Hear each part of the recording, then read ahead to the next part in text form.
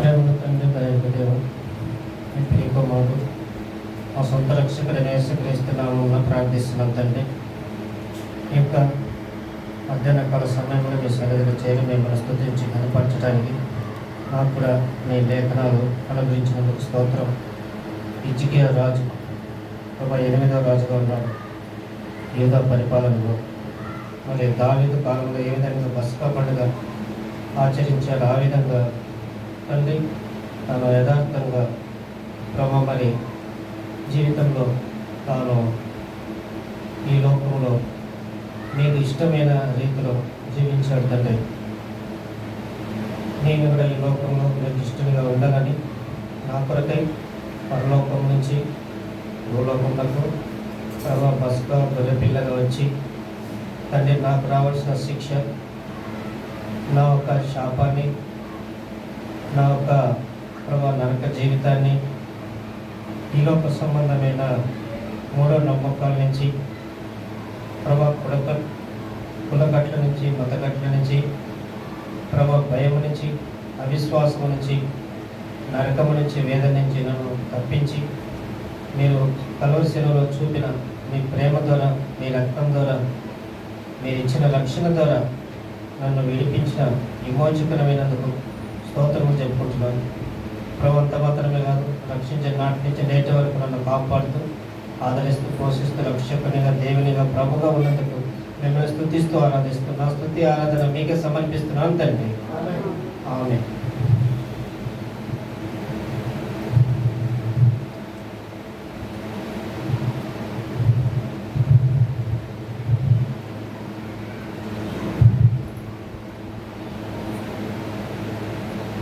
లేచినప్పుడు బైబిల్ పడమంటున్నాం. పల్లె పల్లె మాట బంగారు మాట, బైబిల్ మాట.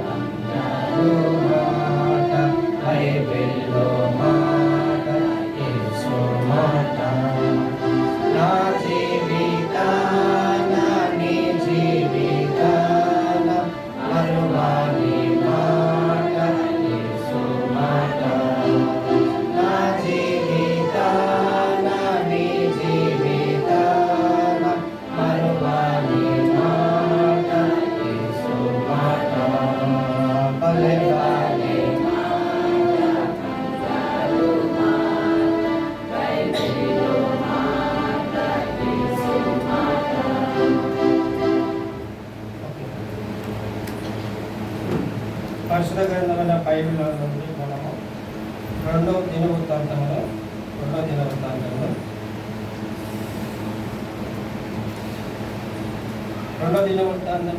అధ్యాయము మొదటి వచనం అందరం కలిసి చదువుతున్నాము. మొదటి వచనం, first verse, 2 Chronicles 13 chapter, first verse, all together.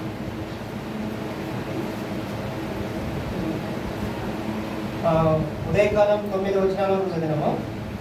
అదే ఇప్పుడు అన్ని వచనాలు చదవడానికి వీలు లేదు. మీరు తర్వాత మరి అధ్యాయం అంతా కూడా చదవండి. హిజ్కియా రాజు ఏ విధంగా దేవుని కనపరిచి ఆయన దీవింపబడ్డాడో మనం చూస్తాము. 2వ దినవృత్తాంతంలో 30వ అధ్యాయం. మనం మైక్ పెంచాలా?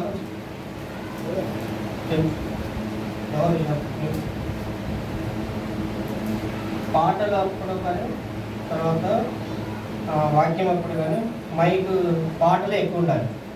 వాయిద్యం ఒకటి తక్కువ ఉండాలి, పాటలు పడటం ఒకటి ఎక్కువ ఉండాలి.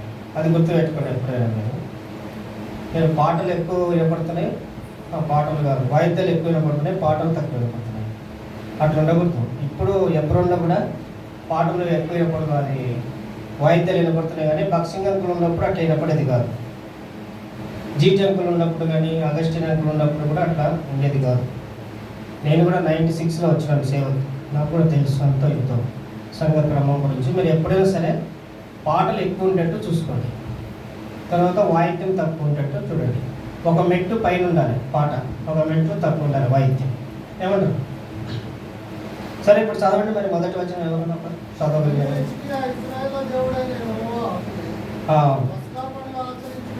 పస్కా పండుగ ఆచరించుటకై యెరూషలేములో ఉన్న యెహోవా మందిరమునకు రావలసినదని ఇశ్రాయేలు వారందరికీ యూదా వారందరికీ వర్తమానములను ఎఫ్రాయిమీయులకును మనష్షే వారికి పత్రికలు పంపాడు. చూశారండి, ఇక్కడ హిజ్కియా రాజు తన ఒక వెలువడిలో పస్కా పండుగను ఆచరించడానికి కోరుకున్నాడు అన్నమాట. అయితే పస్కా పండగ అంటే ఫెస్టివల్, సంతోషం అన్నమాట. పండగ రోజు చాలామంది కొత్త బట్టలు వేసుకుంటారు. కొత్త బట్టలు వేసుకోవడం మంచిది, కానీ అప్పు చేసి వేసుకోకూడదు. చాలామంది బట్టల కొరకు అప్పు చేస్తారు, బండి కొనడానికి అప్పు చేస్తారు, ఇల్లు కొనడానికి అప్పు చేస్తారు, ఇంకా వేరే ప్రాపర్టీస్ కొనడానికి అప్పు చేస్తారు. అప్పు చేయకూడదు, అది దేవుని బిడ్డల లక్షణం కాదు. పరిశుద్ధ గ్రంథం బైబిల్ ఏం చెప్తుందంటే 22వ కీర్తన 7వ వచనం చదవండి. 22వ అధ్యాయం సామెతలు 22:7. సామెతలు 22వ అధ్యాయం 7వ వచనంలో పరిశుద్ధ గ్రంథం బైబిల్ మనకు బోధించే జాగ్రత్తగా వినాలి. మనిషి ఐశ్వర్యవంతుడు బీదల మీద ప్రభుత్వం చేయను, అప్పు చేయవాడు అప్పించేవానికి దాసుడు. చూడండి, మనం అప్పించేవానికి దాసులంగా ఉండకూడదు. అయితే ఇజ్రాయేల్ ప్రజలు ఎవరికి దాసులుగా ఉన్నారు? ఐగుప్తులో ఫరో రాజుకు దాసులుగా ఉన్నారు. అయితే దేవుడు చూసి, మీరు మనుషులకు కాదు బాబు, నాకే మీరు దాసులుగా ఉండాలి అని చెప్పాడు అన్నమాట. చూడండి, లేవియాకాండం 23వ అధ్యాయం 25వ వచనం చదవండి. లేవియాకాండం 23వ అధ్యాయం 25వ వచనంలో దేవుడైన యెహోవా ఇశ్రాయేలు ప్రజలతో ఏ విధంగా మాట్లాడుతున్నాడు చూడండి.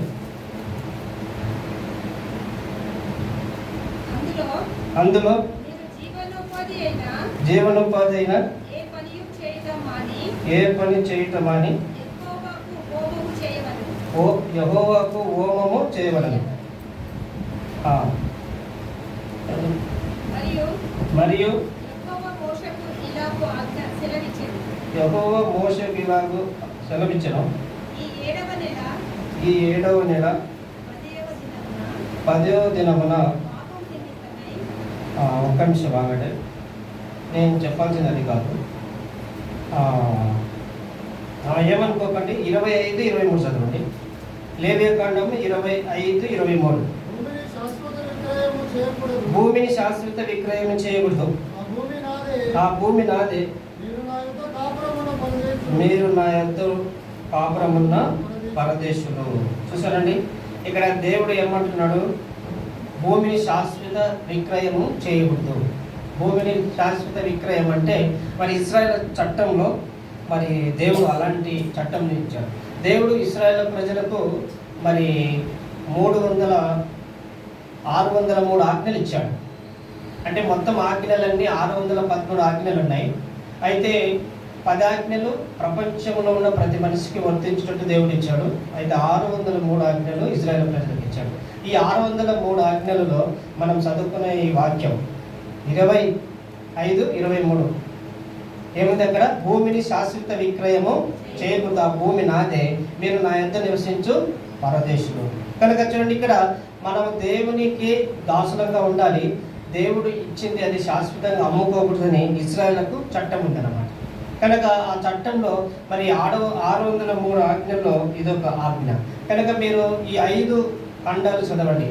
ఆదికాండము, నిర్గమకాండము, తర్వాత లేవియాకాండము, సంఖ్యాకాండము, ద్వితీయోపదేశకాండము. ఈ 5 కాండాల్లో ఈ 613 ఆజ్ఞలు కనపడతాయి అన్నమాట. అయితే ఈ యొక్క దేవుడు ఏమంటున్నాడంటే మరి ఆజ్ఞలలో మరి అప్పు చేయకూడదు. ఎందుకు అప్పు చేస్తారంటే మనుషులు వారి యొక్క పాపాన్ని బట్టి అప్పు చేయబడతారు. మరి దేవుడు ఇర్మియా ప్రవక్తతోనూ, యెషయా ప్రవక్తతోనూ, ఎజెకియలు ప్రవక్తతోనూ అంటాడు, నేను మిమ్మల్ని ఎవరికి అమ్మి తిని, ఎవరికైనా అమ్మానా? ఎందుకు మీరు అమ్ముడు పోయారంటే మీ పాపములను బట్టే మీరు అమ్ముడు పోయారు, మీ పాపములను బట్టే మీరు దాసులయ్యారు, మీ పాపములను బట్టే మీరు సేవకులు అయ్యారు. కనుక దేవుడు మరి ఎప్పుడు కూడా ఎవరిని కూడా అమ్మలేదు, కానీ వారి పాపాన్ని బట్టి వారు ఫిలిస్తీన్లకు దాసులైపోయారు, మోయాబీలకు దాసులైపోయారు, తర్వాత అమోరీలకు దాసులైపోయారు, ఆ తర్వాత ఐగుప్తుల దాసత్వము గురించి మనం చూస్తే ఇది మరి పాపము వలన వచ్చే దాసత్వం కాదు. అంటే దేవుడు మరి 4వ తరానికి ముందే, అంటే 400 సంవత్సరాలకు ముందే దేవుడు అబ్రహాంతో చెప్తాడనమాట, నేను 4వ తరం వారు ఇక్కడికి వస్తారు, అయితే నీవు 4వ తరం వారి తర్వాత ఈ యొక్క మరి ఫరో రాజుకు మరి తమ గాని దేశంలో వాళ్ళు పరవాసులుగా ఉంటారు అని చెప్తాడనమాట. ఆదికాండం 15వ అధ్యాయం మరిలో మీరు చదవండి. 15వ అధ్యాయం 15వ వచనంలో మరి తమది కాని పరదేశమందు వాళ్ళు 400 సంవత్సరాలు పరదేశులుగా ఉంటారు, అయితే ఆ 430 సంవత్సరాలు అయిపోయిన తర్వాత నేనే వారిని అక్కడి నుంచి ఎక్కడికి తెస్తాను, నీవు ఇప్పుడు నివసిస్తున్న ఈ దేశంలోనికి తెస్తాను అని అబ్రాహాంతో చెప్తాడు అనమాట దేవుడు. అంటే 430 సంవత్సరాలకు ముందే ఇది ప్రవచనానుసారంగా వారి యొక్క మరి ఇజ్రాయేల్ ప్రజలకు వారికి ఉన్న ఆ యొక్క గర్వం, తర్వాత ప్రౌడ్, అవన్నీ తగ్గించడానికే దేవుడు మొట్టమొదట దాసత్వం అంటే ఏంది, మనుషుల చేతుల్లో ఉండటం అంటే ఏంది, దేవుని చేతుల్లో ఉండటం ఏంది అనేది వాళ్ళకు నేర్పించాడు అన్నమాట. అయితే చూడండి, ఇక్కడ మిగతా మరి ఫిలిస్తీన్లు కానీ మోయాబీలు కానీ మరి ఐగుప్తీల కన్నా ముందు ఆ తర్వాత ఈ యొక్క బబులోనీలందరూ కూడా వీళ్ళు ఎవరి ద్వారా దాసులయ్యారంటే వాళ్ళ సొంత పాపం వల్ల. కనుక మనం కూడా చాలాసార్లు మనం బాధలు తెచ్చుకుంటాం. ఎందుకు బాధలు తెచ్చుకుంటామంటే కొన్నిసార్లు మనం దేవునికి అయిష్టంగా జీవించి మనము బాధలు తెచ్చుకుంటాం, దుఃఖం తెచ్చుకుంటాం, తర్వాత అప్పుల పాలవుతాం.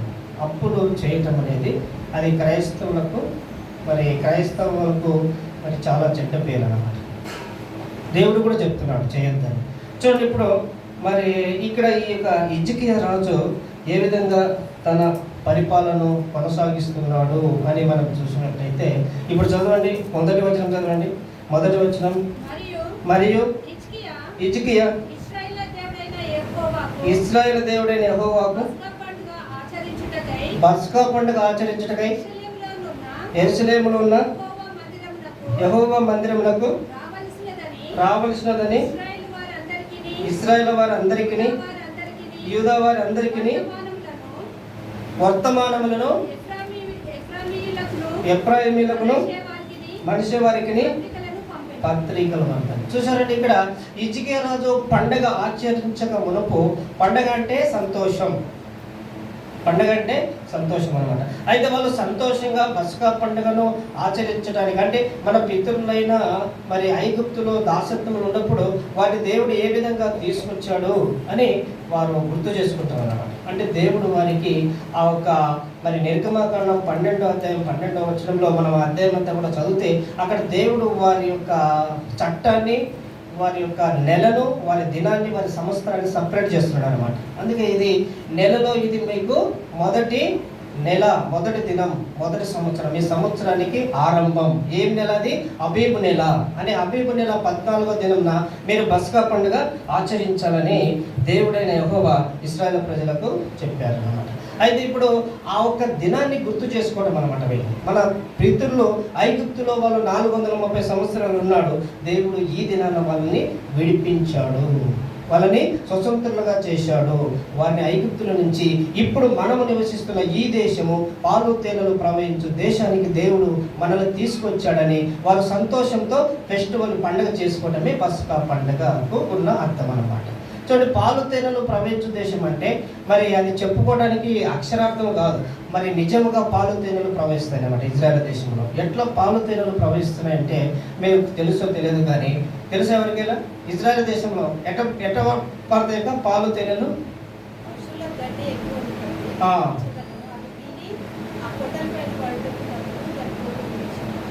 చూడండి, మరి ఆ విధంగా మరి ఆ సిస్టర్ గారు చెప్పినట్టు మరి ఎట్లా ఆవులు కూడా, అంటే ఆవులు అంటే 10-20 కాదు, 1000 ఉంటాయి అన్నమాట ఇజ్రాయెల్ దేశంలో. 1000. ఎందుకంటే అక్కడ మనలాగా చెరువులు, తర్వాత కాలువలు, నదులు ఉండవు అక్కడ. అది ఆకాశపు జలము తాగు దేశం, సంవత్సరాది మొదలుకొని సంవత్సరం అంతా మనకు యెహోవా కనుదృష్టి ఉంచు దేశం అని ద్వితీయోపదేశకాండం 11వ అధ్యాయం 12వ వచనంలో దేవుడైన యెహోవా చెప్తాడు. అంటే సంవత్సరాది మొదలుకొని సంవత్సరం అంతా మనకు 365 దినాలు దేశము మరి ఆ దేశాన్ని పైన తన దృష్టి ఉంచుతాడు అన్నమాట. చూడండి, అలాంటి దేశంలో మరి దేవుడు మరి వాటి కాలంలో వర్షం కురిపిస్తాడనమాట. ఇప్పుడు ఒక వ్యవసాయదారుడు మరి ఒక వరి చేను వేసాడు అనుకోండి, మరి దానికి ఎప్పుడు నీళ్ళు పెట్టాలనేది తెలుసు అనమాట. అదేవిధంగా దేవుడు కూడా మరి ఆ ఒక దేశాన్నంతా కూడా తడపడానికి వర్షాలు కురిపిస్తారు. కడవరి వర్షం, తర్వాత తొలకరి వర్షము అని బైబిల్లో కూడా రాయబడింది. అయితే చూడండి, మరి ఆవులు ఆ విధంగా పట్టుకున్నప్పుడు బాగా తిని పాలన్నీ కూడా కిందికి పారుతుంటాయి అన్నమాట. అదే సమయంలో మరి తేనెలు ఎట్లా అంటే, తేనెలు అనేది చాలా పెద్దగా ఉంటాయి అన్నమాట. ఒక్కొక్క తేనె వచ్చి మన మందిరం అంతా ఉంటుంది. ఈ మందిరం అంతా మరి చాలా చెట్లు, దేవదారు చెట్లు అంటే చాలా హైట్ ఉంటాయి అన్నమాట. దేవదారు చెట్లు అంటే హైట్, దేవదారు చెట్లు అంటే ఒక్కొక్క చెట్టు వచ్చి 30 మీటర్ల నుంచి 50 మీటర్లు ఉంటాయి అన్నమాట. చూసారండి, మరి అలాంటి ఆ చెట్లంత హైట్ గల మనుషులు కూడా ఉండాలి. కనుక అక్కడికి పోము, ఇక్కడికి టైం అయిపోతుంది.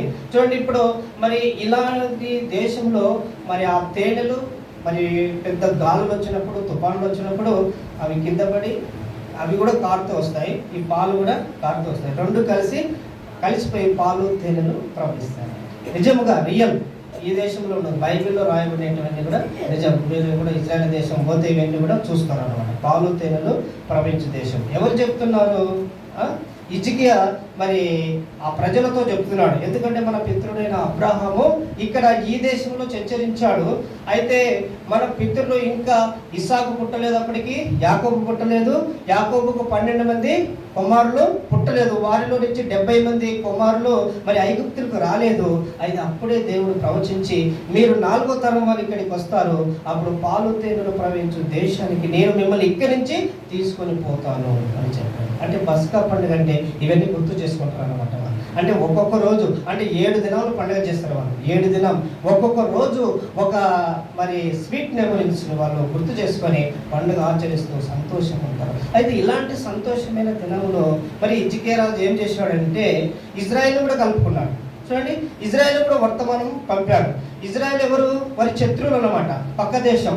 అంటే మన భారతదేశానికి పాకిస్తాన్ లాగా అనమాట. చూడండి, ఇప్పుడు మరి ఎవరైతే ఇప్పుడు ఈ యొక్క సంతోషకరమైన దినంలో మరి సంతోషంగా ఉండాలంటే మనం మాత్రమే సంతోషం కాదు, మన ఒక సహోదరులు మిగతా 10 గోత్రాల వాళ్ళు కూడా సంతోషంగా ఉండాలని మరి వారికి కూడా వర్తమానం పంపాడు.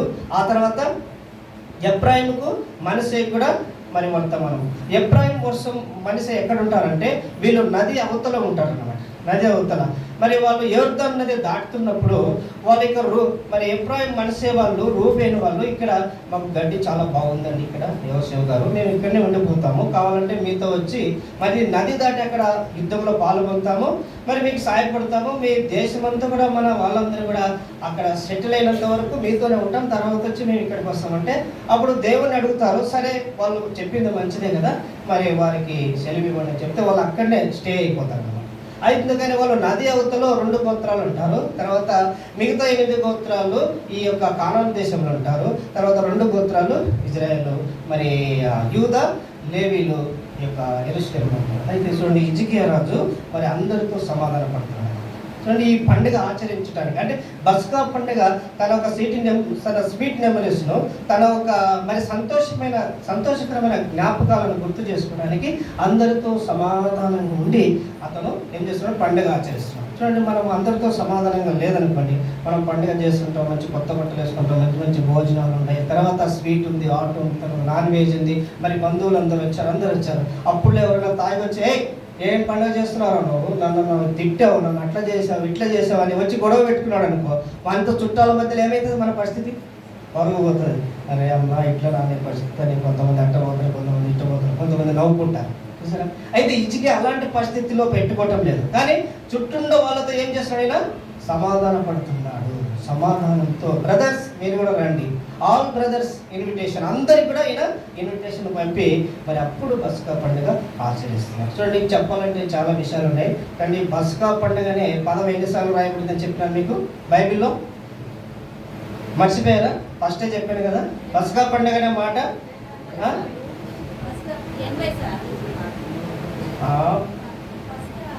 పాత నిబంధనలో 50 సార్లు, మీరు రాసుకోండి కావాలంటే, 50 సార్లు రాయబడింది. కొత్త నిబంధనలో 15 టైమ్స్. మొత్తం ఎన్నిసార్లు అయింది? 65 సార్లు. 65 సార్లు. 15 50 ఎంత అవుతుంది కదా? 65 కనుక 65 సార్లు రాయబడింది. తర్వాత మరి బలి పశువు అనే మాట కూడా మీకు చెప్పాను. ఎన్నిసార్లు రాయబడింది బలి పశువు అనే మాట కొత్త నిబంధనలో? కొత్త నిబంధనలు ఎన్నిసార్లు రాయబడింది? 30 టైమ్స్ రాయబడింది కొత్త నిబంధనలో. రాసుకుంటే మీరు కరెక్ట్గా ఉంటుంది మీకు గుర్తు. తర్వాత 30 టైమ్స్ 30 సార్లు రాయబడింది కొత్త నిబంధనలో. పాత నిబంధనలో 170 సార్లు రాయబడింది బలి పశువు అనే మాట.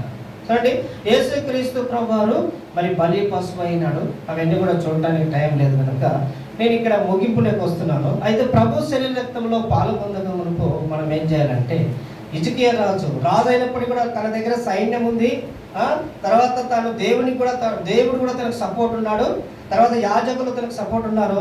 మిగతా గోత్రికులందరూ కూడా మరి దాదాపు మరి ఇజ్రాయెల్ అందరూ కూడా హిజ్కియా అంటే లైక్ దిస్ కింగ్. చూడండి ఇక్కడ ఏమంటారు చూడండి, మరి హిజ్కియా రాజు వారికి ఇన్విటేషన్ చేసినప్పుడు ఏ విధంగా వారి యొక్క మనస్సు ఉంది అనేది మనం ఇక్కడ చదువుతాము. చూడండి 30వ అధ్యాయంలో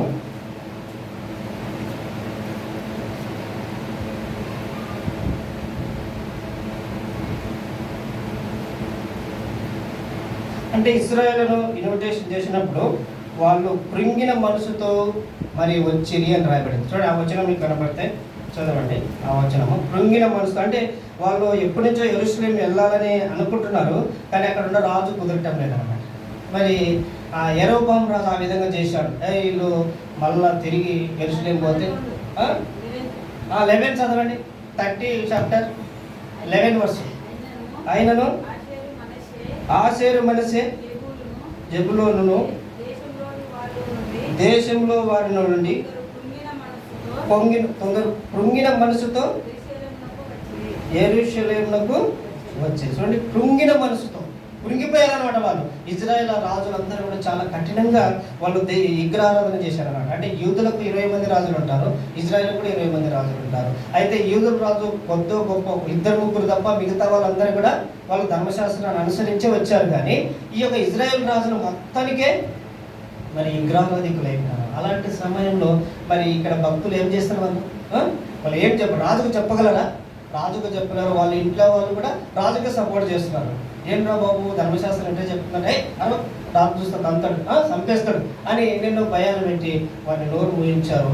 మరి ఇలాంటి సమయంలో మరి యొక్క యెరూషలేం నుంచి ఇన్విటేషన్ వచ్చినప్పుడు, అన్ని గోత్రాలకు వచ్చినప్పుడు మరి వాళ్ళందరూ పోతుంటే వీళ్ళు కూడా కృంగిన మనసుతో లేశారు. చూసారండి, కృంగిన మనసు అంటే దేవుని పట్ల ఉన్న ఆసక్తి. కనుక మరి చెప్పడానికి సమయం లేదు కాబట్టి నేను ఇచ్చే మరి ఒకటే మరి వర్తమానం ఏంటంటే, మరి హిజ్కియా రాజు ఏ విధంగా మరి ఇరుగు పొరుగు వారితోనూ 10 గోత్రాల వారితోనూ అందరితో మరి ఎట్లా సమాధాన పడ్డాడో మనం కూడా అందరితో సమాధానపడి ఆయన శరీర రక్తంలో పాల్గొనాలి.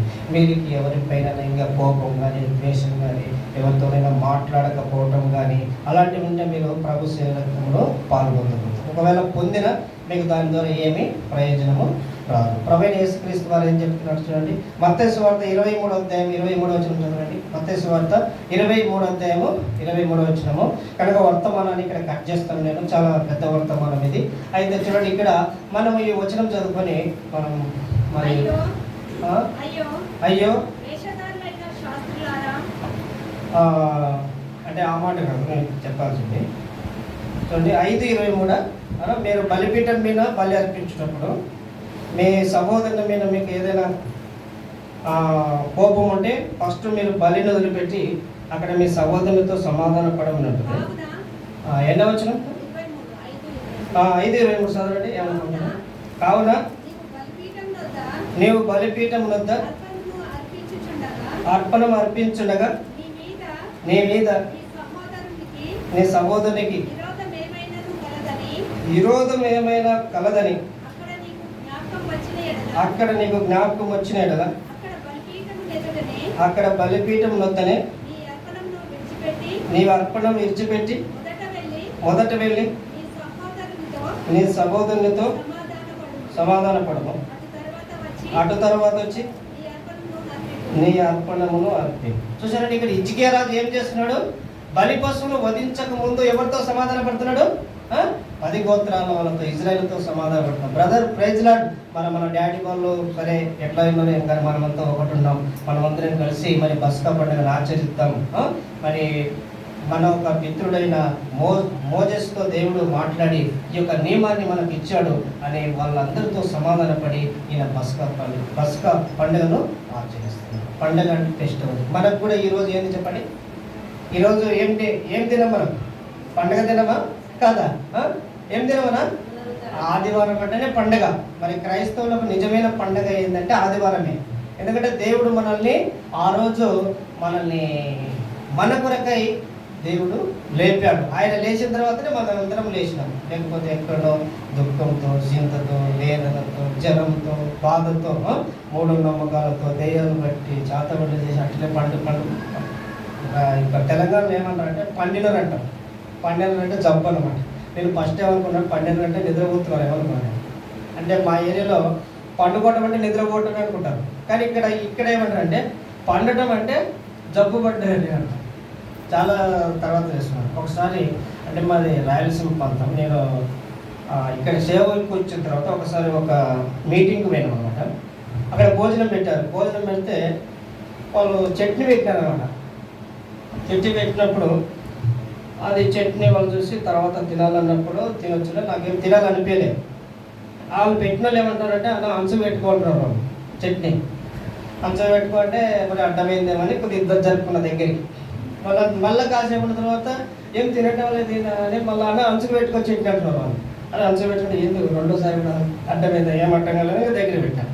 తర్వాత నా ఎప్పటి వచ్చిన సేవకుడు చెప్పినాడు ఆయన, ఏంటి అంచుకు పెట్టుకోమంటే అంచుకు పెట్టుకుంటాం, వాళ్ళు చెప్పేది నీకు అర్థమవుతుందంటే అంచుగా పెట్టుకుంటాం అడ్డమైందంట. ఏం అడ్డమైంది కదా, పక్కకే ఉంది కదా, మాటికి అంచుగా పెట్టుకోమంటున్నాడు నేనంటే. అంటే అంచుగా పెట్టుకోమంటే దాన్ని నంచుకోమని మా ఏరియాలో నంచుకోమంటారు అనమాట. అంటే మజ్జిగ అన్నం తిన్నప్పుడు, పప్పు అన్నం తిన్నప్పుడు చట్నీలో వేలు పెట్టుకొని ఇట్లా పెట్టుకుంటాం అనమాట, టేస్ట్ పెరగటానికి. చూసారా? అయితే కొన్ని మాటలు మనకు అర్థం కావాలన్నమాట. చూడండి, ఇక్కడ మరి దేవుని సన్నిధిలో మనం కూడా ఈరోజు ఆదివారం అంటే మనకు పండగ దినం. అంటే మనల్ని పండినోళ్ళని లేపిన దినం అన్నమాట. చూడండి, తెలంగాణ భాషలో పండుకోవడం అంటే జబ్బు పడ్డం అన్నమాట, సిక్నెస్. అయితే పండిన వాళ్ళని లేపిన దినం పండగ దినం. ఆ దినం ఏది? ఆదివారం. కనుక ఈ ఆదివారమే మనకు పెద్ద పండగ. చూడండి, కనుక ఈరోజు మనం కూడా మరి యేసు ప్రభు చెప్పినట్టు, తర్వాత హిజ్కియా రాజు పక్క రాజులతో సమాధానం పడినట్టు యేసుక్రీస్తు ప్రభు వారు కూడా 5వ అధ్యాయం 23వ వచనంలో మత్తయి సువార్తలో మీ సహోదరు మీద ఏదైనా మీకు కోపం కానీ ఏదైనా ఉంటే మీరు సమాధాన పడండి, అటు తర్వాత వచ్చి మీరు బలి అర్పించండి అని చెప్పారు. మనం ఆయన శరీర రక్తంలో పాలు పొందటం అంటే ఫస్ట్ మనల్ని ఖాళీ చేసుకొని మనం సమాధాన పడి హిజ్కియా రాజుతో కలిసి మనం కూడా ఆయన శరీర రక్తంలో పాలు పొందడానికి ప్రభు సాయం చేయండి. మనం ప్రార్థన చేసుకున్నాం. కొద్ది నిమిషాలు మౌనంగా ఉండి మన జీవితాన్ని ప్రభుకు అప్పగించుకున్నాము. ప్రభు శరీర రక్తంలో పాల్గొనడానికి మనం సిద్ధపడతాము.